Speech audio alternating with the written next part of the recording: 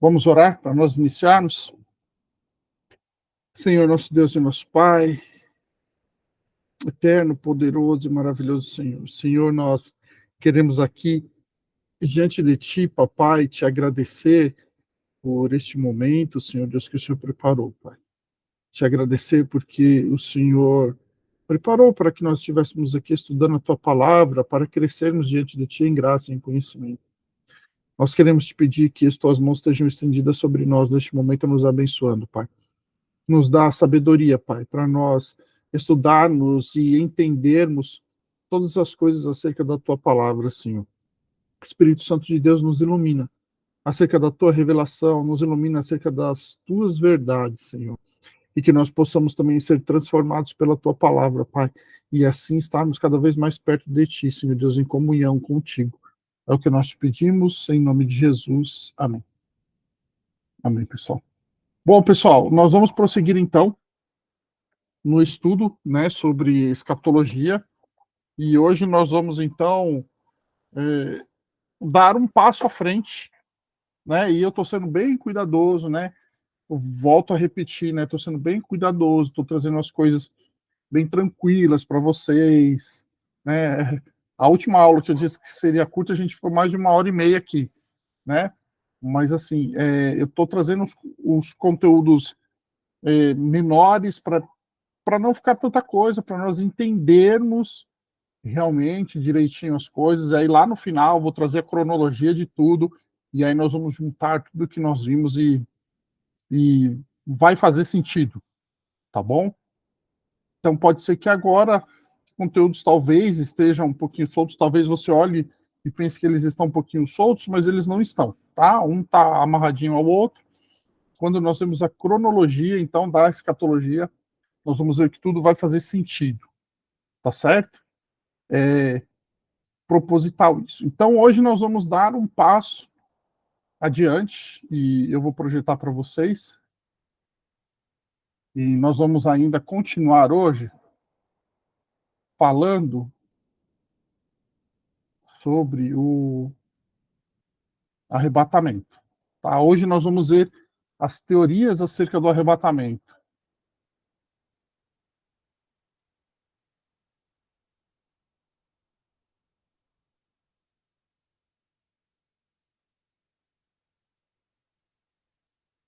Então, vamos lá, pessoal. Nós vimos, né, já alguma coisa sobre o arrebatamento.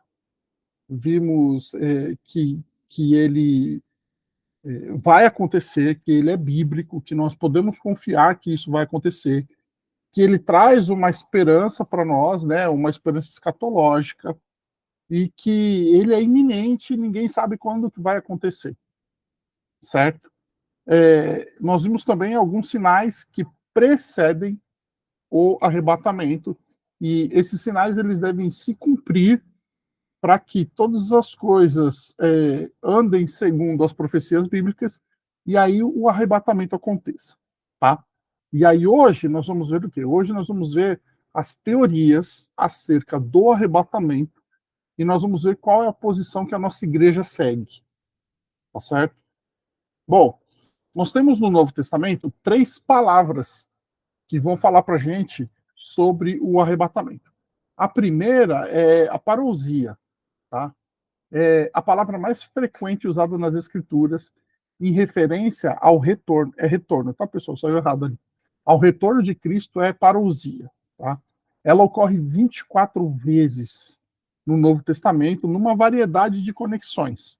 Como a sua etimologia indica, a palavra significa estar perto ou estar ao lado, tá?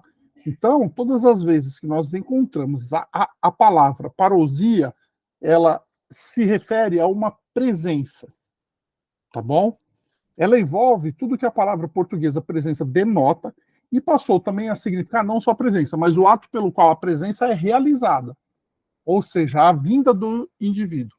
Então, quando nós olhamos para o Novo Testamento, nós vemos a palavra parousia, apesar de que, assim, parousia mesmo não tem, tá? Parousia é o grego, tá bom? A gente vai ver como que elas estão, tá? No texto bíblico. ela traz para a gente, então, essa ideia de presença, e aí, atrelada à figura de Cristo, a essa vinda dele, ou a chegada dele. Como Cristo já veio uma vez, né, como homem, e aí cumpriu o plano de salvação e foi assunto aos céus, todas as vezes que nós lemos, então, no Novo Testamento dessa vinda, né, quando não explicitamente falando sobre a primeira, está falando sobre a segunda, certo? E aí eu trouxe dois textos aqui para nós. Dois não, desculpa. Eu trouxe um texto aqui para nós lermos. Ó. O primeiro, 1 Tessalonicenses 3, capítulo 13, diz assim: ó, a fim de que o coração de vocês seja fortalecido em santidade, isento de culpa, na presença do nosso Deus e Pai, na vinda do nosso Senhor Jesus, com todos os seus santos. Tá? Aqui, pessoal, tem uma coisa muito importante para nós, tá? Porque quando a palavra do Senhor está falando aqui vinda, né, a gente pode pensar assim, ó, tá, essa vinda, ela é o quê? Ela é o retorno de Cristo para reinar ou é o arrebatamento, certo? Nós vamos ver quando nós, daqui a pouco, quando nós estudarmos as linhas de pensamento acerca do arrebatamento, que a nossa concepção é de que essa vinda se dará em duas etapas, tá certo? A gente vai ver isso daqui a pouquinho, tá? Então, olha só, a palavra parousia, ela não está na Bíblia como parousia, ela não foi traduzida literalmente, tá certo? Ela foi traduzida aí por um significado semântico. Então, olha só, na vinda do nosso Senhor Jesus. Se você for para o grego, não vai estar escrito vinda, vai estar escrito parousia, tá? A segunda palavra é apocalipsis e apocalipsis, tá? E aqui, pessoal, apocalipsis é realmente apocalipse, tá? Por quê? Porque apocalipse significa o quê? Significa revelação. Olha só. A segunda palavra importante para a vinda de Cristo, apocalipsis, ocorre 18 vezes na forma de substantivo, isso no Novo Testamento, tá? E 26 vezes na forma de verbo. Tá? Ela é, obviamente, derivada de apo e calupto. Calupto significa cobrir ou esconder. Tá? Então, aquilo que está coberto, aquilo que está escondido. Com o prefixo apo, se torna descobrir ou desvendar, e assim revelar. Por isso que quando você pega a Bíblia, por exemplo, em língua inglesa, o livro de Apocalipse não chama Apocalipse, ele chama Revelação, né? Ou Revelation, né? Não sei se você já teve essa curiosidade ou não. Se pega uma Bíblia em inglês, o livro de Apocalipse se chama Revelação, tá? Porque Apocalipse significa isso, significa tirar o véu, descortinar, descobrir, desvendar, tá? Revelar. Apocalipse. E aí, os textos que trazem para nós são, né, primeiro de Pedro 4:3, que diz assim: pelo contrário, alegrem-se na medida em que são coparticipantes dos sofrimentos de Cristo, para que também na revelação da sua glória, aí aqui está traduzido de maneira literal, tá, pessoal? Na revelação da sua glória, vocês se alegrem exultando. O segundo texto de Lucas 17:30 não está traduzido de maneira literal. Olha só como está. Assim será no dia em que o Filho do Homem se manifestar. Tá? De novo, se você for lá no original, lá no grego, você procurar essa palavra manifestar, vai estar ali o quê? Vai estar apocalipsis, tá bom? Ou segundo a derivação de adjetivo ou do verbo que estará no texto. Tá, pessoal? A terceira palavra é epifaneia, tá? A terceira palavra usada para o retorno de Cristo é epifaneia. Tem o significado de trazer à luz, jazer, brilhar, mostrar.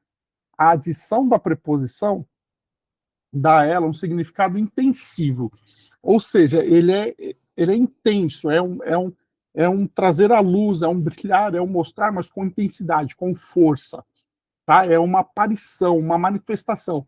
mas uma aparição, uma manifestação gloriosa, tá? Porque é com força, com intensidade. Frequentemente usado para referir-se, aí eu trouxe uma definição do Strong, né? Frequentemente usado para referir-se à gloriosa manifestação dos deuses. Isso visto na literatura, não na literatura sacra, né? Na literatura profana, né? No Novo Testamento, refere-se à vinda de Cristo, não somente aquela que já aconteceu, tá? Porque você pode achar também no texto, como eu falei para vocês, às vezes no Novo Testamento fala vinda, está se referindo à primeira vinda e não à segunda. Hoje nós estamos tratando da segunda. A primeira foi quando ele se encarnou, né?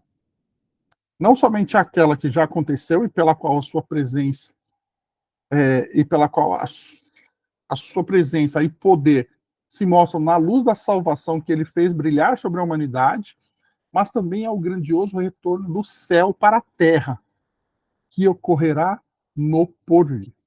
Então, quando a gente olha para o Novo Testamento, as três palavras que vão trazer para a gente essa ideia do retorno de Cristo é parousia, apocalipsis e epifaneia. Tá bom, pessoal? Epifaneia, o texto, olha só, 2 Timóteo 4:1, que diz, diante de Deus e de Cristo Jesus, que há de julgar os vivos e os mortos, pela sua manifestação e pelo seu reino. Aí a manifestação está falando o quê? Da volta dele, né? E do reino dele que será o quê? Instaurado na sua plenitude. Peço a você com insistência, e aí ele continua ali as suas instruções a Timóteo.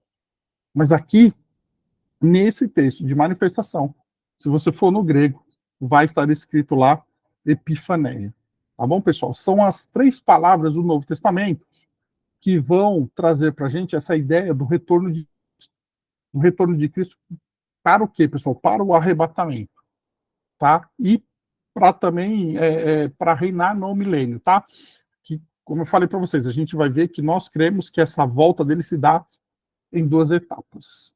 Vamos lá, pessoal. Para vocês entenderem como que é complicado a gente falar sobre escatologia, e por isso que eu estou tendo muito cuidado com vocês. Muito cuidado, mas estou querendo trazer as coisas bem tranquilas, bem devagar, um conteúdo tranquilo, não um conteúdo denso e tal. Só para falar sobre o arrebatamento, nós temos 4 linhas de pensamento.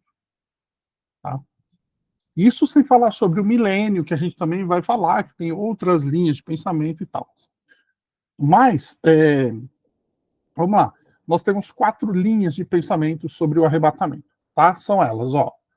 O arrebatamento parcial, o arrebatamento pós-tribulacionista, o arrebatamento mesotribulacionista e o arrebatamento pré-tribulacionista, tá? Se nós, eu não trouxe em ordem cronológica aqui, eu trouxe assim de uma maneira mais didática, mas nós vamos ver qual a ênfase de cada um deles. Mas assim, se fôssemos colocar em uma ordem cronológica, seria o arrebatamento parcial, o arrebatamento pré-tribulacionista, o arrebatamento mesotribulacionista e o arrebatamento pós-tribulacionista, tá?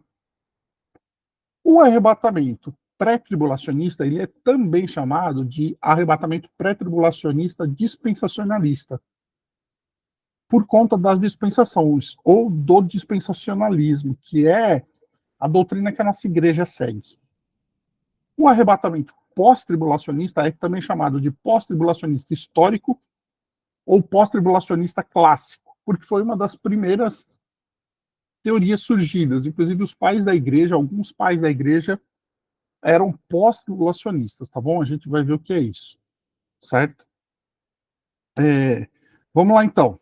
Vamos para o primeiro, tá? O arrebatamento parcial, certo? Sustenta a ideia de que antes da tribulação, somente os santos serão arrebatados. Só que quando as pessoas que seguem a linha do arrebatamento parcial dizem que somente os santos serão arrebatados, eles estão querendo dizer que os santos são os crentes que estarão vigiando, fiéis à igreja e aos preceitos de Cristo. Tá bom? Então, assim, aquele crente que está na igreja meia boca, aquele crente que está na igreja pecando de vez em quando, tal, quando Cristo voltar, eles não vão subir, certo? O que é que vai acontecer? O restante dos crentes serão arrebatados em algum momento da tribulação ao demonstrarem a sua fé, certo? Então, os que defendem o arrebatamento parcial, eles dizem assim, ó, Cristo vai voltar para arrebatar a igreja. Quanto? Antes da tribulação. A tribulação, nós vamos estudar semana que vem, tá bom? Então, vocês, assim, se segurem na cadeirinha aí, que vai ser outro tema bastante complicado também, tá? Primeiro nós estamos tratando sobre o arrebatamento, tá? A tribulação, um período de 7 anos, né, em que o anticristo vai se manifestar e um monte de coisa vai acontecer e tal. A gente vai ver isso semana que vem, né? Então vamos lá. Eles creem, o arrebatamento parcial crê que Cristo vai arrebatar a igreja antes da tribulação, ou seja, antes deste período de 7 anos, que aí, o Bruno acho que perguntou isso semana passada, diz respeito lá à profecia das 70 semanas de Daniel, tá bom? Que seria aí a última semana, a 70ª semana, tá? É esse período. Então, Cristo vai arrebatar a igreja antes, a igreja não, né? Os santos não passarão pela tribulação, e os santos são esses que estão ali vigiando, fiéis à igreja e aos preceitos de Cristo. Aqueles que não forem arrebatados, crentes, dentro da igreja, mas que durante a tribulação demonstrarem sua fé em Cristo, serão também arrebatados. Aí, eles não sabem quando nem porquê, mas serão arrebatados. Tá certo? Então, o arrebatamento parcial, diz parcial por quê? Porque algumas pessoas serão arrebatadas antes e outras serão arrebatadas durante a tribulação. Essa é a primeira visão, certo? A segunda visão, o arrebatamento mesotribulacionista, sustenta a ideia de que a igreja será arrebatada após os primeiros 3 anos e meio da tribulação, ou seja, na metade, após o período de paz. Tá? Por quê? Porque dizem que, né, o anticristo vai se revelar, e aí durante 3 anos e meio vai ser de prosperidade, de paz, e os últimos 3 anos e meio, não. Ele vai realmente se manifestar como o anticristo. Né? No princípio, ele vai se manifestar, mas não como o anticristo, as pessoas não vão enxergá-lo como anticristo. E após esses 3 anos e meio, então as pessoas vão realmente vê-lo como ele é, o anticristo. Certo? Então, eles defendem que o quê? Que a igreja vai passar somente pelos 3 anos e meio, ou seja, metade, que vai ser o tempo de paz. E aí, no meio da tribulação, a igreja vai ser o quê? Vai ser arrebatada. Tá? A posição mesotribulacionista é uma tentativa de meio termo entre o pré-tribulacionismo e o pós-tribulacionismo. Tá? Nessa visão, o arrebatamento e a segunda vinda de Cristo são eventos distintos. Aqui tem uma coisa importante, que eu esqueci de falar sobre o parcial. O parcial crê que o arrebatamento dos santos vai acontecer antes da tribulação. Os que permanecerem durante a tribulação e demonstrarem a sua fé serão arrebatados, não se sabe quando. E no final do período de 7 anos, Cristo vai retornar com os santos. Então, a segunda vinda de Cristo se dá em 2 etapas. Né? Porque primeiro ele vem arrebatar, e aí esse arrebatamento é um arrebatamento secreto, não é todo o olho que verá, somente os santos, né? E no final do período de 7 anos, Cristo retorna com os santos, e aí todo olho verá, e aí é o período, então, em que ele vai instaurar o milênio. Certo? Então, olha só, na visão parcial, a vinda de Cristo se dá em 2 etapas. Na mesotribulacionista também. Só que a mesotribulacionista, a igreja será arrebatada. Né? Quando fala de igreja aqui, pessoal, lógico que está falando dos santos, né? A diferença entre os santos, a diferença entre o arrebatamento parcial e o mesotribulacionista é que no parcial, as pessoas que permanecerem e ainda durante a tribulação demonstrarem fé podem ser arrebatadas. No mesmo, não. Tá bom? Filho, você não foi arrebatado, boa sorte. Certo? Então, é uma tentativa de um meio termo aí entre o pré-tribulacionismo e o pós-tribulacionismo, que são as duas visões mais defendidas, digamos assim. Tá? O pré-tribulacionismo e o pós-tribulacionismo, eles são bem defendidos. Tá? São os mais conhecidos e os mais defendidos. Bom, vamos lá então. A terceira visão é a visão pós-tribulacionista. Tá? Sustenta a ideia de que a igreja será arrebatada após a tribulação. Então, Cristo, ele não vem antes da tribulação e ele nem vem no meio da tribulação para arrebatar a igreja. A igreja vai ser arrebatada depois do período de 7 anos, depois da tribulação. Tá? Por isso que é pós-tribulacionismo. Aqui, olha só, o arrebatamento e a segunda vinda de Cristo são um evento único. Acontecem ao mesmo tempo. Cristo não vem primeiro nos céus arrebatar a igreja num arrebatamento secreto e depois retorna com os santos para reinar. Não. Ele vem, arrebata a igreja e ao mesmo tempo que ele arrebata a igreja, ele já desce para reinar e para instaurar o quê? Para instaurar o seu reino milenar. Tá certo? Após o arrebatamento, ó, Cristo, ele vai o quê? Ele instaurará o quê? O milênio. Então, no pós-tribulacionismo, a igreja passa pela tribulação. E passa pelos 7 anos. Né? No arrebatamento parcial, a igreja não passa. Os que não forem arrebatados, cristãos, que durante a tribulação demonstrarem a sua fé, poderão em algum momento ser arrebatados. No mesotribulacionismo, a igreja vai ser arrebatada no meio, ela passa pelos primeiros 3 anos e meio, ou seja, metade, que é o tempo de paz, e aí Cristo vem e busca a sua igreja, e aí aqui no caso os santos, os que permanecerem depois, não terão mais outra chance de serem arrebatados. E no pós-tribulacionismo, não, a igreja passa pela tribulação.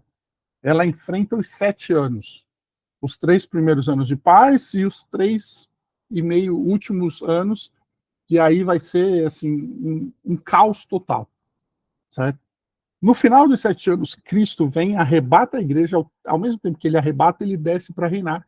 E aí ele instaura o quê? O milênio, que é o tempo em que Cristo vai se assentar no trono, lá no templo, e ele vai mostrar para a humanidade como que seria o reinado de Cristo nessa terra. Isso a gente vai ver quando nós falarmos sobre o milênio, a gente vai ver isso com mais calma. Tá certo?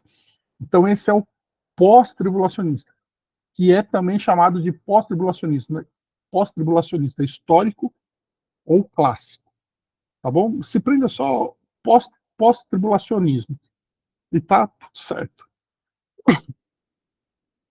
Bom, o outro agora é o arrebatamento pré-tribulacionista, tá? Que é também chamado de arrebatamento pré-tribulacionista dispensacionalista. Por quê? Porque os adeptos do dispensacionalismo, que é uma doutrina que a nossa igreja segue, não sei se vocês conhecem ou não, o dispensacionalismo, se vocês quiserem, a gente pode até falar sobre ele em um encontro posterior. O dispensacionalismo vai trabalhar com dispensações, né? Eles creem que o Senhor, ele se revelou, é o que eles chamam de economia. Economia é a maneira como Deus se relacionou com o homem, né, por 7 dispensações. A dispensação da inocência, da consciência do homem, da lei, da lei. Tá. Hoje nós estamos, segundo os dispensacionalistas, nós estamos na dispensação da graça. Ou eles também chamam de dispensação da igreja, certo? O último período dispensacionalista é o período do milênio.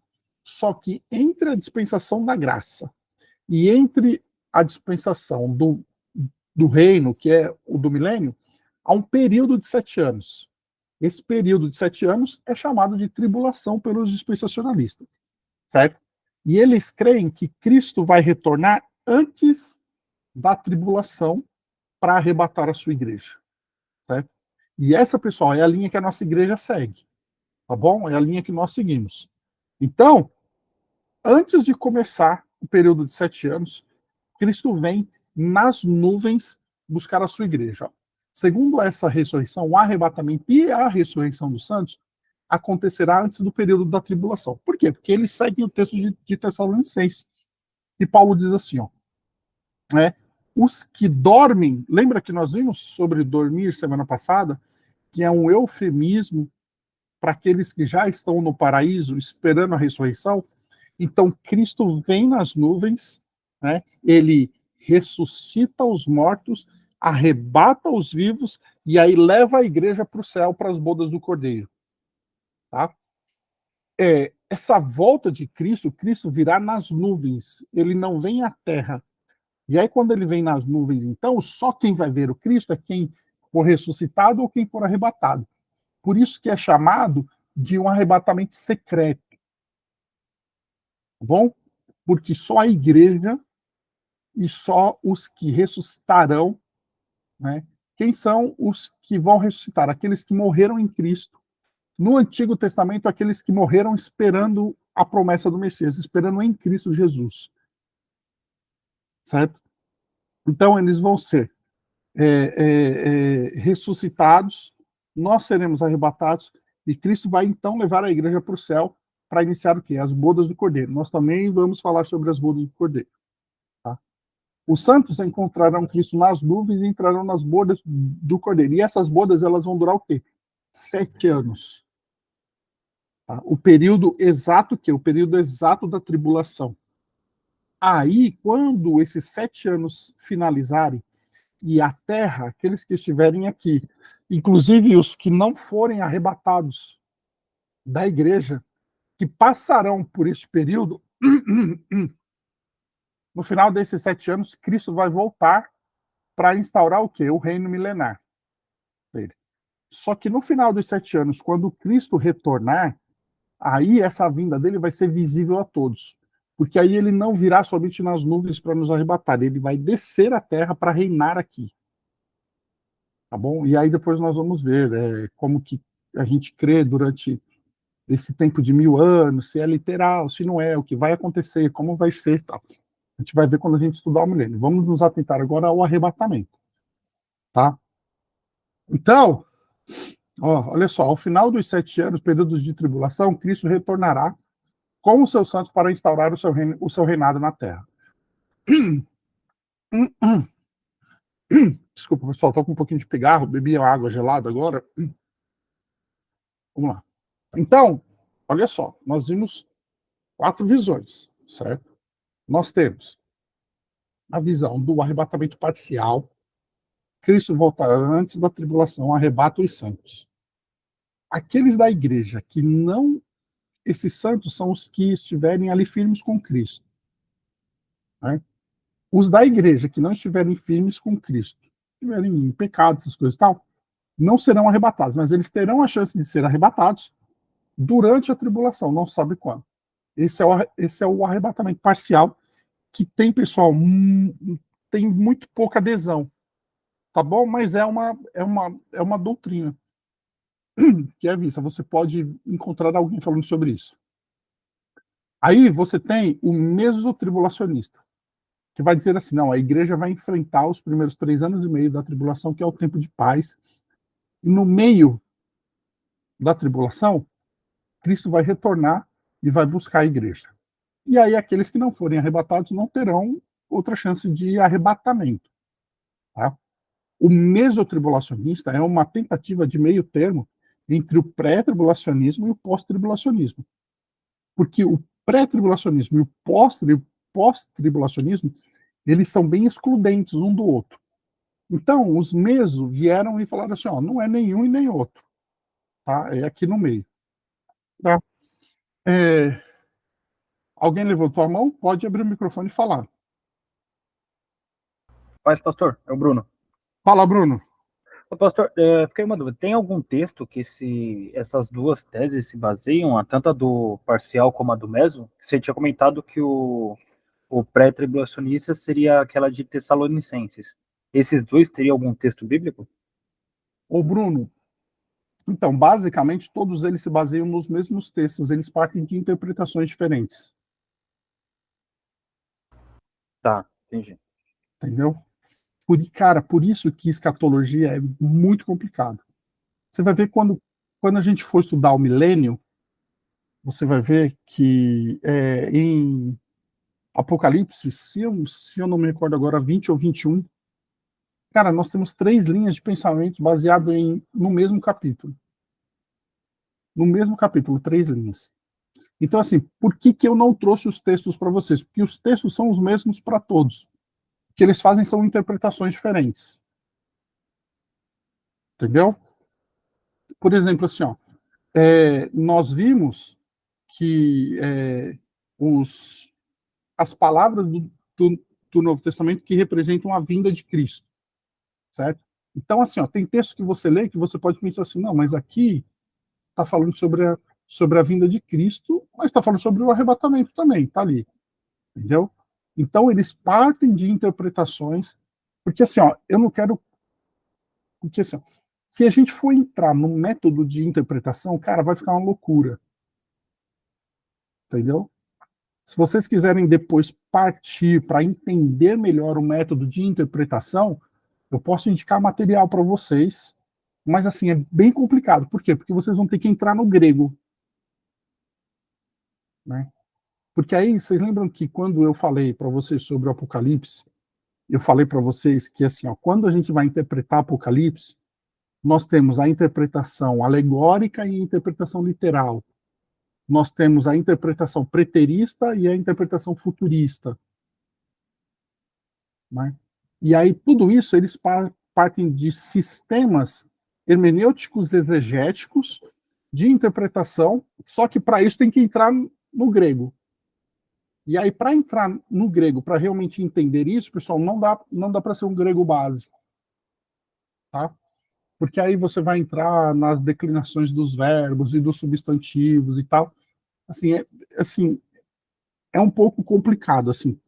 Para quem quer realmente estudar e quer se aprofundar nisso, entendeu? Dá para isso. Estudando consegue, tá bom? Se eu conseguir entender um pouco, vocês conseguem também. Não tem problema nenhum. Mas é que assim, eu não quero trazer para vocês, senão vai complicar bastante. Bastante mesmo, tá? Mas eles partem o quê? Todos partem de interpretação. Não tem jeito. A gente não tem. Porque assim, ó, a partir do momento em que você tem um texto que é claro sobre aquilo, as outras versões elas deixam de ser o que nós chamamos na argumentação de verossímeis, né? O que é isso? Assim, ó, nossa, o verossímil é aquilo que pode ser verdade. Deixa eu falar isso com bastante calma para vocês entenderem. É, todas as vezes que nós tomamos a palavra é porque nós queremos resolver uma problemática, certo? Ninguém toma a palavra simplesmente por tomar a palavra. Quando você conta uma piada é porque você quer fazer rir. Há um problema por trás disso. Eu quero fazer as pessoas rir, né?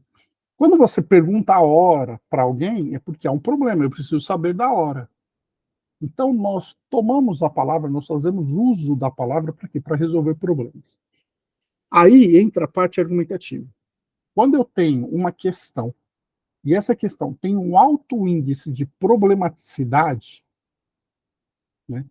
Quanto mais problemática ela é, maior o número de respostas verossímeis, ou seja, respostas que podem ser verdade, que vão tentar resolver essa problemática. Tá? Isso é bem filosófico. Né? A partir do momento em que uma dessas respostas verossímeis é comprovada como verdade, as outras deixam de ser verossímeis e se tornam falsas. Tá? Então, o que é o verossímil? O verossímil é aquilo que pode ser verdade. Quando eu olho para as visões escatológicas, eu não tenho nenhum texto na Bíblia que é claro em relação a isso. Porque se eu tivesse um texto que fosse claro, ele me traria a resposta e as outras tentativas de resolver isso se tornariam o quê? Falsas. Tá? Então, assim, são sistemas de interpretação mesmo. O que nós precisamos aqui, de maneira muito básica, é entendermos como que cada linha pensa. E isso já basta, tá, pessoal? Eu não estou querendo ser simplista aqui e nem querer dizer que vocês não têm capacidade, não é isso, porque qual, qualquer um de nós aqui, se pegar para estudar, consegue entrar no grego, consegue entrar nos métodos hermenêuticos exegéticos, consegue até chegar a discutir com eruditos e tal. É uma questão de estudo, demanda muito tempo, demanda muito esforço, mas é uma questão de estudo, tá? É porque eu não quero realmente confundir a cabeça de vocês, porque se eu trouxer um monte de questão do grego, um monte de questão do hebraico, que são línguas difíceis, não são línguas fáceis, tá? São línguas difíceis. Por quê? Porque são sistemas completamente diferentes do nosso. Então, se eu trouxer isso para vocês, assim, vai mais complicado que ajudar. Então, o que, que nós precisamos entender? Nós precisamos entender, assim, ó, o básico. Tá? Aí, assim, aquele que quiser realmente partir, aprofundar para isso, se quiser, depois eu posso indicar literatura para vocês. Tá? Beleza, Bruno? Beleza. Eu falei bastante, eu fui longe agora para te responder, né? Thaís, você quer perguntar alguma coisa? Sim, no caso, então, o arrebatamento parcial, ele é muito parecido com a linha de pensamento pré-tribulacionista. Sim, muito parecido. A diferença básica entre eles é que no arrebatamento parcial, as pessoas que permanecerem durante a tribulação e ainda demonstrarem a sua fé terão uma chance de arrebatamento. Tá? No pré-tribulacionismo, não. Tá bom? Não tem essa chance. Assim, a gente vai ver como que fica a questão da salvação aí depois, mas não há uma chance de arrebatamento. Tá? Não é que não há chance de salvação. Aqui é a questão de arrebatamento, porque arrebatar realmente significa assim, ó, rápido. É uma coisa assim, quando nós partimos para a etimologia bíblica, o sentido de arrebatamento é assim, é tomar violentamente. Então, assim, né? Então, assim, no pré-tribulacionismo, as pessoas que não forem arrebatadas, elas não terão chance de arrebatamento. Tá? A questão da salvação, a gente vai ver como fica depois na tribulação, quando nós estudarmos a tribulação. Se vai ter salvação, se não vai ter salvação, como que vai ser, como que as pessoas têm que fazer. Aqui nós estamos falando de uma chance de arrebatamento. Tá? No pré-tribulacionismo, é um arrebatamento só. As pessoas elas não serão arrebatadas depois, é um só. Certo? Certo, entendi. Obrigada. Bom, vamos lá então. Agora, pessoal, eu vou trazer para vocês o quê? O credo da nossa igreja, ou a declaração de fé da nossa igreja. Não sei se eu já mostrei para vocês ou não. Esse livrinho aqui, ó. Deixa eu colocar aqui, peraí. Aqui, ó. Tá? Pessoal, tem lá na CPAD, é baratinho. É muito bom vocês terem em casa, tá, pessoal? Aqui são as doutrinas que nós cremos. Tá? Ó, é um livrinho fininho, é um livrinho bonitinho, muito bem escrito, muito bem elaborado. Foi elaborado por uma junta de teólogos da CGADB, tá? É tranquilo de ler, é tranquilo de entender. São premissas curtas, tá vendo? Ó, tópicos curtos, ó, tá? Isso aqui é muito legal para quem quer estudar a doutrina da nossa igreja ter em casa, tá bom? Aí eu trouxe aqui para nós vermos como que a nossa igreja pensa acerca do pré-tribulacionismo dispensacionalista, tá?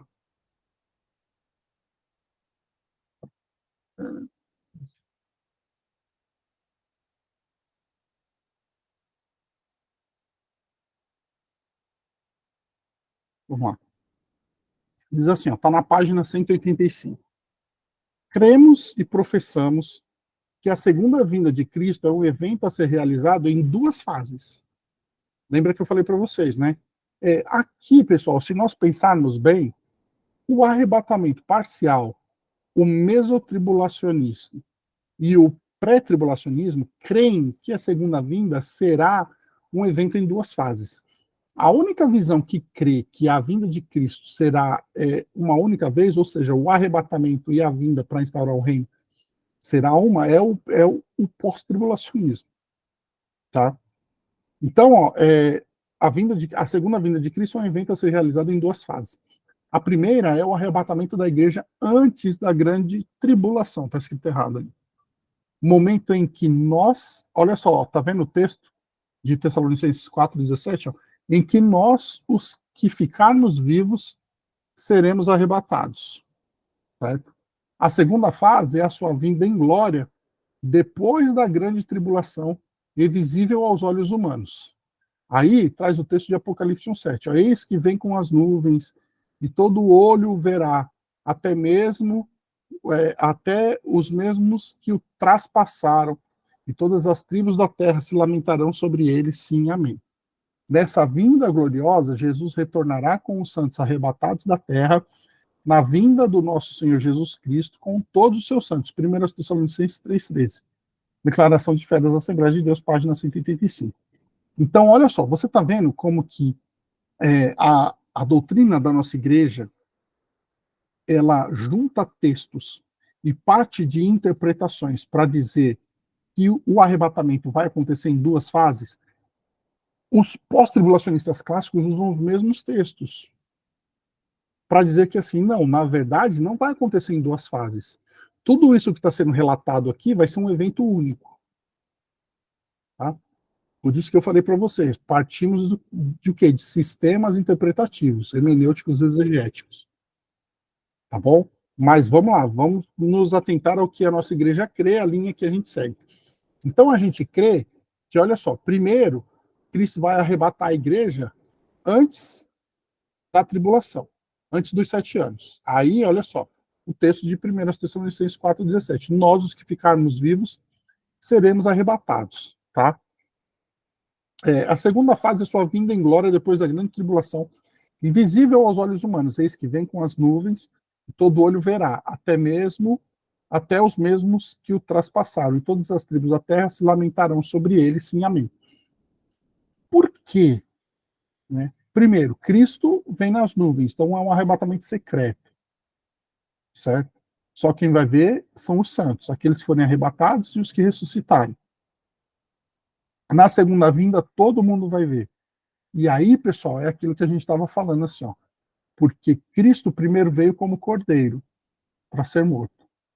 Quando ele vier para instaurar o seu reino, ele não vai vir como cordeiro, ele vai vir como rei, e principalmente como juiz, porque ele vai reger toda a humanidade, e no final dos 1000 anos, ele vai fazer o quê? Ele vai julgar. Tá bom? Por isso que diz assim, ó, e todas as tribos da terra se lamentarão sobre ele.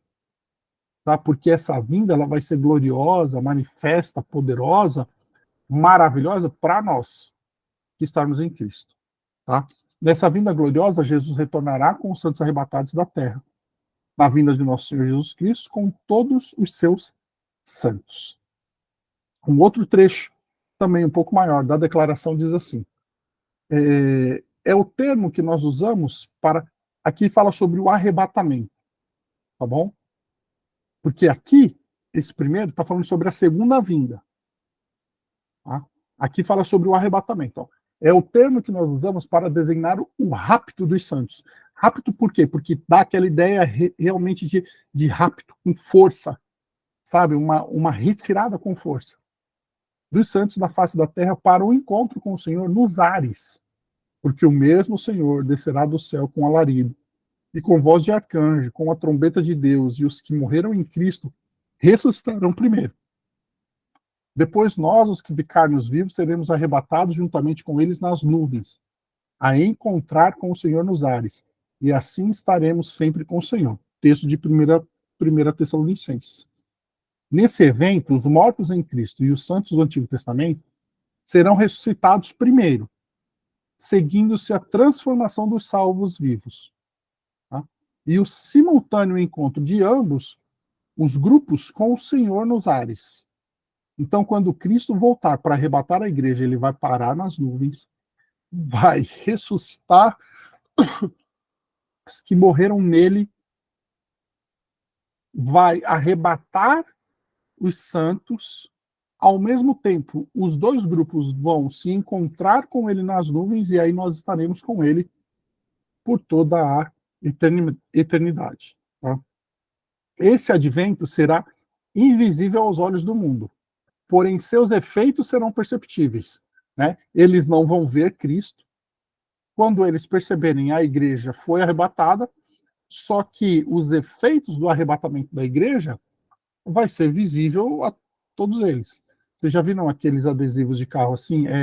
Em caso de arrebatamento, esse carro ficará desgovernado? Pessoal, é verdade isso. Tá? A família de crente no carro, viajando na estrada, 120 por hora, Jesus voltou, eles são arrebatados, o carro vai ficar desgovernado. Vocês já imaginaram o caos que vai acontecer? Vai ser um dia de choro, vai ser um dia terrível para quem permanecer aqui. Por isso, lute, tá? Lute para ser arrebatado com Cristo. Ou para morrer em Cristo e ressuscitar com Ele quando Ele voltar. Tá bom? Isso ocorrerá em fração de segundos. E o nosso corpo será transformado num corpo glorioso. Isso nós vimos quando nós estudamos a glorificação. Né? Que estará revestido de incorruptibilidade e imortalidade por ocasião do rapto da igreja. Será um evento repentino e secreto, precedido pelos sinais gerais da apostasia, guerras, fomes, catástrofes naturais, perseguições. Lembra que nós vimos os sinais no encontro passado, semana passada? Semana passada não, foi semana passada, isso. De maneira que esse evento não pode ser visualizado antecipadamente, nem datado por esses ou por nenhum outro sinal. Lembra que nós falamos que todo mundo que deu data para a volta de Cristo errou? Por quê? Porque vai ser iminente, vai ser de repente. Os sinais estão aí para nos alertarem de que nós devemos ficar o quê? Vigilantes. Então, pelo cumprimento dos sinais, nós sabemos que a volta de Cristo se aproxima. Mas a gente não sabe quando é que ela vai se dar. Tá bom? A condição para fazer parte desse glorioso evento é estar em Cristo. Essa é a primeira fase da segunda vinda, que precederá a grande tribulação, ou seja, vai ser antes da tribulação. Período em que a ira de Deus será derramada sobre os moradores da terra.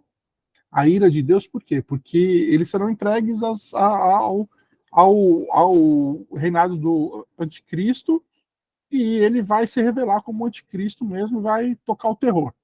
Tá? Falando assim, numa linguagem um pouco mais popular. Tá certo? Deixa eu ver, Thaís e Suzana, quem que levantou a mão primeiro?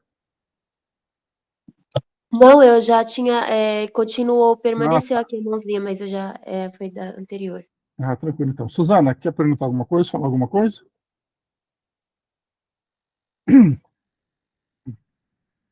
Sim, paz do Senhor. Eu coloquei no chat um versículo.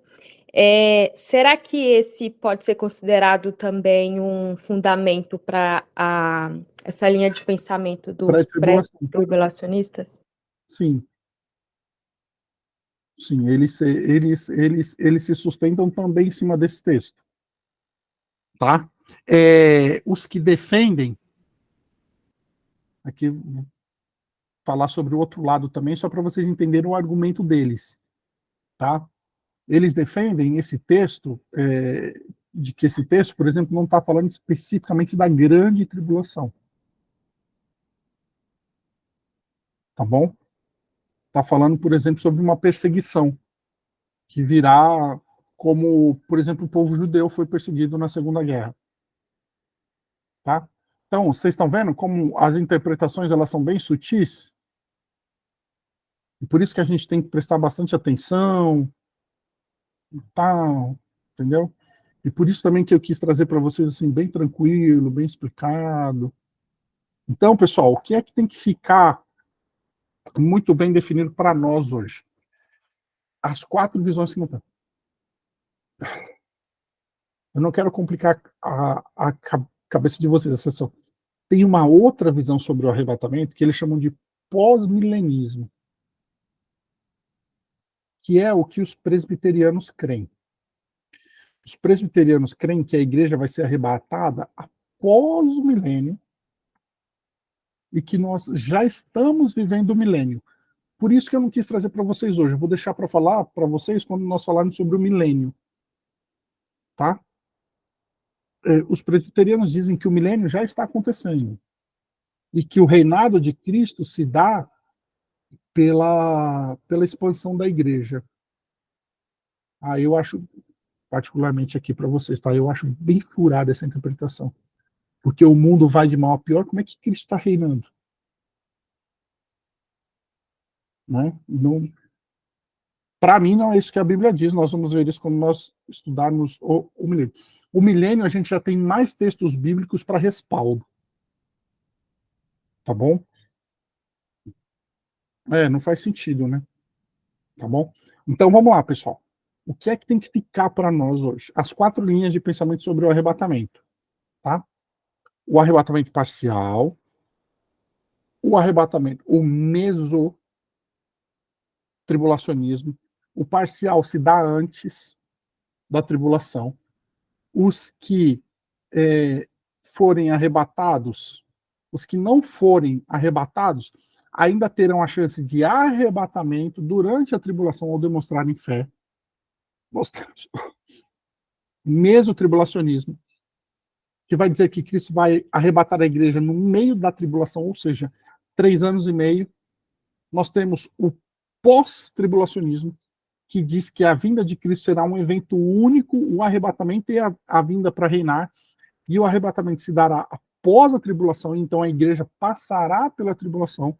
E nós temos o pré-tribulacionismo dispensacionalista, que é a nossa visão, e nós cremos que Cristo voltará antes da tribulação para arrebatar a igreja, e no período de 7 anos nós estaremos na bolha do Cordeiro. No final dos 7 anos, Cristo retorna para instaurar o reino milenário, ou seja, os 1000 anos. Tá bom? Você vê que vocês estão vendo como que a gente começa a colocar um pouco de cronologia, começa a fazer sentido, tá? Então, assim, hoje nós encerramos sobre o arrebatamento. Já faz um pouquinho, acho que são 2 ou 3 encontros que nós falamos sobre o arrebatamento. Nós falamos sobre o arrebatamento. Nós vimos as visões dele, tá? Aí agora nós vamos ver o quê? Nós vamos ver o que vai acontecer pós-arrebatamento.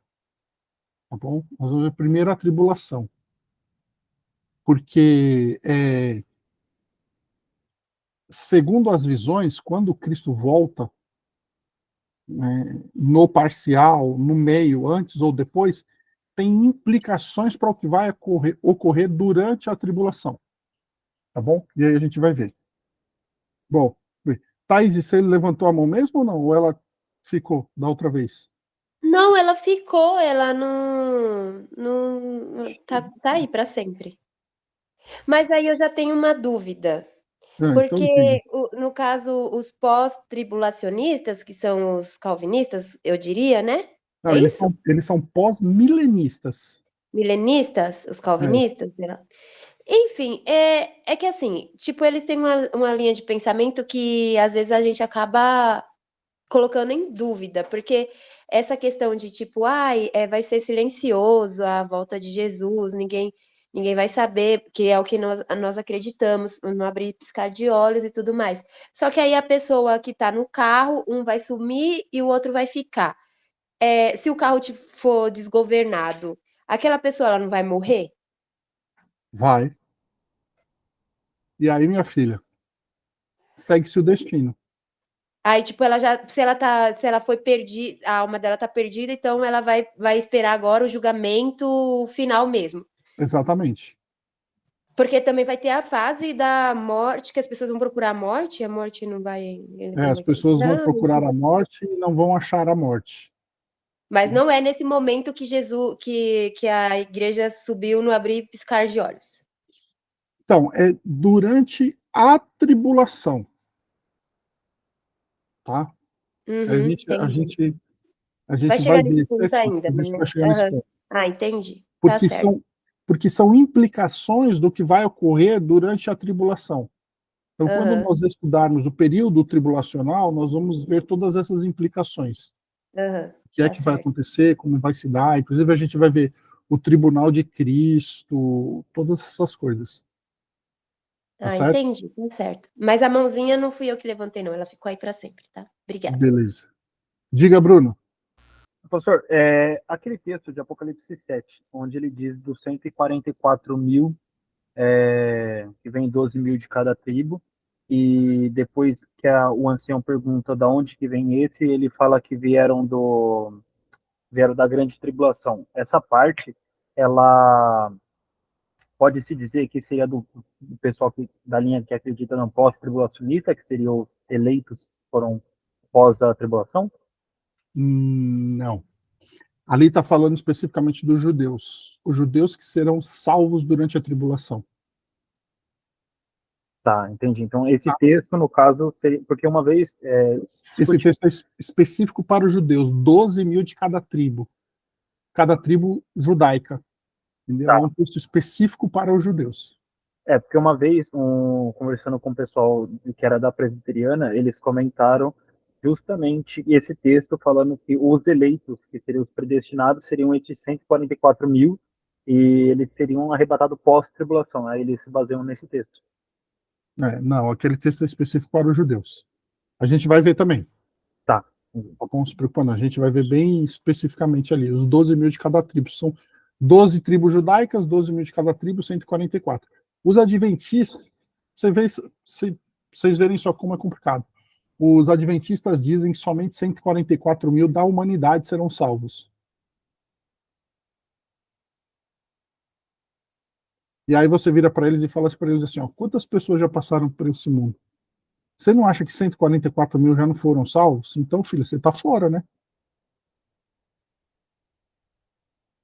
Vocês percebem como tem... são os adventistas também, Suzana. Os adventistas também. Pois é, cara, 144 mil já foi, né? Já bateu o número já, né? Entendeu? Vocês percebem como que são princípios de interpretação? Por isso que a gente tem que tomar bastante cuidado com essas coisas, né? Por isso, pessoal, assim que tomem muito cuidado com quem sai, principalmente vídeos da internet, tá? Instagram, YouTube, TikTok, tem muita coisa boa, mas tem muita coisa também que não presta. Porque qualquer um grava um vídeo e coloca no YouTube, Instagram, TikTok, no Facebook, qualquer um grava. E aí a gente tem que tomar bastante cuidado, assim, ó, com quem é que a gente está ouvindo. Tá? Porque, assim, ó, quando vier falar de escatologia, pessoal, tomem cuidado. Porque escatologia é uma área muito complicada. Vocês estão vendo que eu estou trazendo, assim, para vocês com o maior temor. Assim, não estou trazendo muita coisa, estou trazendo realmente, assim, pouquinhas coisas para nós entendermos os pontos. No final, nós juntarmos tudo e formularmos um pensamento. Tá?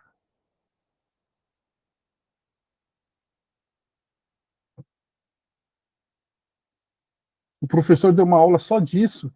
Quantos anos vocês tinham, Ana Júlia, mais ou menos? Você lembra? Porque esse é um assunto, pessoal, escatologia é um assunto que não... Dependendo de como você fala, 15 anos, meu Deus do céu, deve ter sido um caos, né? É porque ele foi esperto também, né? Ele pega vocês, ele, é, ele pegou vocês numa fase em que ele queria formular realmente um pensamento na cabeça de vocês, né? Entendeu? Mas 15 anos, pessoal, escatologia é metade da sala também. Acontece, pessoal. Mas vocês estão vendo como que, escatologia é bem complicado, por isso que a gente está andando bem devagarzinho, bem tranquilo, tá? Durante a tribulação. Exatamente, Bruno. Tá? Porque só antecipando um pouquinho para vocês, tá? Partimos do princípio, quando a igreja for arrebatada, o Espírito Santo será tirado, o espírito da morte vai se esconder. Cara, tem uma série de implicações. Uma série. Por isso que, assim, ó, se a gente fala que Cristo vai voltar antes da tribulação, acontecem algumas coisas durante a tribulação. Se ele volta no meio, acontecem outras coisas diferentes. Se ele volta depois, tudo aquilo que acontece, talvez, quando ele volta antes, não aconteça. No caso de salvação e outras implicações mais. Tá? Mas, assim, o que tem que ficar claro para a gente, Cristo vai voltar, e ele vai voltar em duas etapas. Primeiro, antes da tribulação, para nos arrebatar. Será um arrebatamento secreto, não é todo mundo que vai ver. Nós seremos arrebatados com ele, os mortos em Cristo vão ressuscitar, encontraremos com ele nas nuvens, subiremos aos céus para as bodas do Cordeiro. As bodas durarão 7 anos. No final dos 7 anos, retornaremos para o quê? Para reinar com ele. Pessoal, nós vamos reinar com Cristo nessa terra. Por quê? Porque Apocalipse diz assim, ó, vocês são para mim uma nação de reis e sacerdotes. A Bíblia diz que nós vamos julgar os anjos juntamente com Cristo. A gente vai ver tudo isso certinho. Certo, pessoal? Mais alguma dúvida, mais alguma questão que vocês queiram colocar? Ficou claro para vocês? De maneira bem simples, assim. Talvez você esteja pensando assim, Anderson, é um pouco complicado, os pormenores eu talvez fiquei um pouco em dúvida e tal. Se você pegar o básico, já está ótimo, tá bom? Que é saber quando que Cristo volta segundo cada linha, e o que a gente crê que ele volta em 2 etapas, uma antes da tribulação para arrebatar e ressuscitar, e outra depois para instaurar o seu reino. Bruno, nós vamos ter aulas diferentes, sim. Tá? Se eu trouxer a tribulação e o milênio ao mesmo tempo, vai virar uma salada. Então, assim, nós vamos continuar assim, no passinho de tartaruga, mastigando, vendo as coisinhas e tal, para no final, eu acho que a gente deve aí, mais umas 3 segundas-feiras, a gente deve encerrar a escatologia. Tá? Aí a gente encerra esse módulo e parte para outro. Mas a gente vai ver, sim, separados, para no final a gente juntar tudo. Certo? Beleza, pessoal? Deixa eu ver. Vamos ver as profecias de Daniel, sim. As 70 semanas lá, a gente vai ver, sim. Tá? A 70ª semana. Isso, a dos chifres, a estátua lá, né, que tinha cabeça de ouro, tal, isso aí já se cumpriu. Tá? Se vocês quiserem, a gente pode até falar um pouquinho, mas isso já se cumpriu, que ali estava falando dos grandes impérios que surgiram. Né? Mas a gente vai ver, sim, as profecias de Daniel também.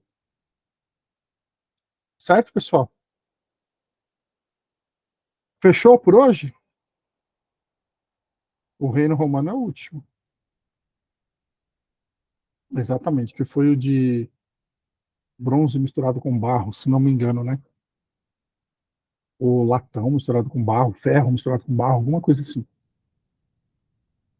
Ele falou isso também, né? Tem que tomar muito cuidado com a doutrina adventista, tá, pessoal? Muito cuidado mesmo. Fechou, pessoal? Podemos encerrar? Vamos orar então para nós encerrarmos?